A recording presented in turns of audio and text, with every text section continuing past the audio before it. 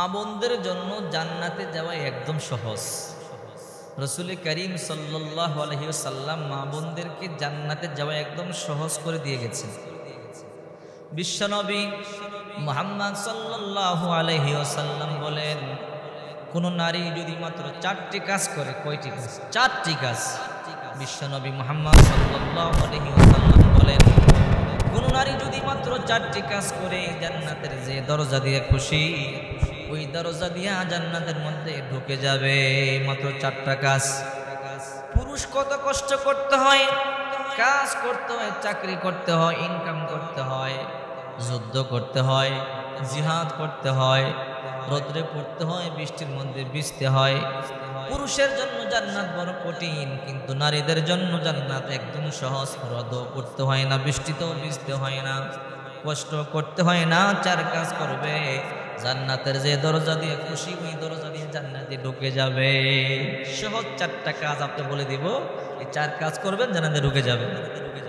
আল্লাহর হাবিব বলেন, 4 কাজ হলো ইদা সাল্লাত খামসাহা ওয়া সামাত শাহরাহা ওয়া আহসানাত ফারজাহা ওয়া আতাআত যাওজাহা দাখালাতিল জান্নাহ। 4টা কাজ করতে পারলে জান্নাতের যে দরজা দিয়ে খুশি, ওই দরজা দিয়ে জান্নাতের মধ্যে ঢুকে যাবা। 1 নম্বর, ইদা সাল্লাত খামসাহা, 5 ওয়াক্ত নামাজ সঠিক সময় আদায় করা। এখনকার মেয়েরা তো সঠিক সময় নামাজ আদায় করে না। অনেক মেয়েরা নামাজই আদায় করে না। অনেক মেয়েকে জিজ্ঞাসা করবেন ফজরের নামাজ কয় রাকাত, বলতে পারবে না। যদি কষ্ট করে রাকাতটা বলতে পারে, নিয়তটা পারবে না। ফজরের নামাজের নিয়মটা কেমনি বলতে পারবে না। আহারে দুঃখের বিষয়। আল্লাহর হাবিব বলেন, কোন নারী যদি 5 ওয়াক্ত নামাজ সময় মতো আদায় করে, ওই নারী জান্নাতের যে দরজা দিয়ে খুশি, ওই দরজা দিয়ে জান্নাতে ঢুকে যাবে। 1 নাম্বার 5 ওয়াক্ত নামাজ আদায় করা। 2 নাম্বার ওয়াসামাত শাহরাহা, রমজান মাসের রোজাগুলো সঠিকভাবে আদায় করা। আহারে মুসলমান, নিজের কলিজার টুকরা 4 বছরের কন্যা, 5 বছরের কন্যাটা রোজা রাখে। কলিজার টুকরা 5 বছরের সন্তানটা রমজান মাসে রোজা রাখে, কিন্তু মা বাবা রমজান মাসে রোজা রাখে না। রাসূল করিম সাল্লাল্লাহু আলাইহি ওয়াসাল্লাম বলেন, জান্নাতের মধ্যে একটা দরজা আছে, ওই দরজার নাম হলো রায়্যান। সারা বছর সেই জান্নাতটাকে সুসজ্জিত করতে থাকে। ওই দরজা দিয়া শুধু একমাত্র সিয়াম পালনকারী যারা রমজান মাসে রোজা পালন করে, তারা সেই দরজা দিয়ে ঢুকবে। বলছিলাম 4 কাজ। 1 নম্বর, ইদা সাল্লাত খামসাহা, 5 ওয়াক্ত নামাজ সঠিকভাবে আদায় করা। 2 নম্বর, ওয়াসামাত শাহরাহা, রমজান মাসের রোজাগুলো সঠিকভাবে আদায় করা। 3 নম্বর, ও আহসানাত ফারজাহা, সতীত্বের হেফাজত করা। এই মা বোনেরা বেপরদায় চলবেন না। সতীত্বের হেফাজত করা বর্তমানে বড় কঠিন হয়েছে। মেয়েরা প্রতিযোগিতায় নামছে, নিজের শরীরকে কে কত বেশি দেখাতে পারে। আহারে দুঃখের বিষয়, এমন কিছু জামা কাপড় পরে তাকানোই যায় না, লজ্জা লাগে। রাসূল করিম সাল্লাল্লাহু আলাইহি ওয়াসাল্লাম বলেছেন, শেষ জামানার মধ্যে এমন কিছু নারী দুনিয়াতে আগমন করবে। রাসূল বলেন, নিসাউন কাসিয়াতুন আরিয়া মুমিলাতুন মাইলাতুন রুসুহুন্না কাসিনিমাতিল বুহতিল মাইলা লা ইয়াদখুলনাল জান্নাতা ওয়া লা ইয়াজিদুনা রিহাহা। আল্লাহ হাবিব বলেন, শেষ জামানার মধ্যে এমন কিছু নারীর আগমন হবে, বস্ত্র পরিহিতা কিন্তু উলঙ্গ মনে হবে। এমন কাপড় পরবে রে, উলঙ্গ মনে হবে, তাকানোই যাবে না। এই যুবক ভাইরা, আজকে এমন কাপড় মেয়েরা পরে কি পরে না, এমন কাপড় পরে তাকানোই যায় না। নবীজি বলেন, উটের কুজের মতো খোপা বাঁধবে, মডার্ন করে হেলে দুলে চলবে, যুবকদেরকে আকৃষ্ট করবে, নিজেরা যুবকদের প্রতি আকৃষ্ট হবে। লা ইয়াদখুলনাল জান্নাতা ওয়া লা ইয়াজিদুনা রিহাহা, তারা জান্নাতে যাবে না, জান্নাতের সুঘ্রাণ পর্যন্ত পাবে না।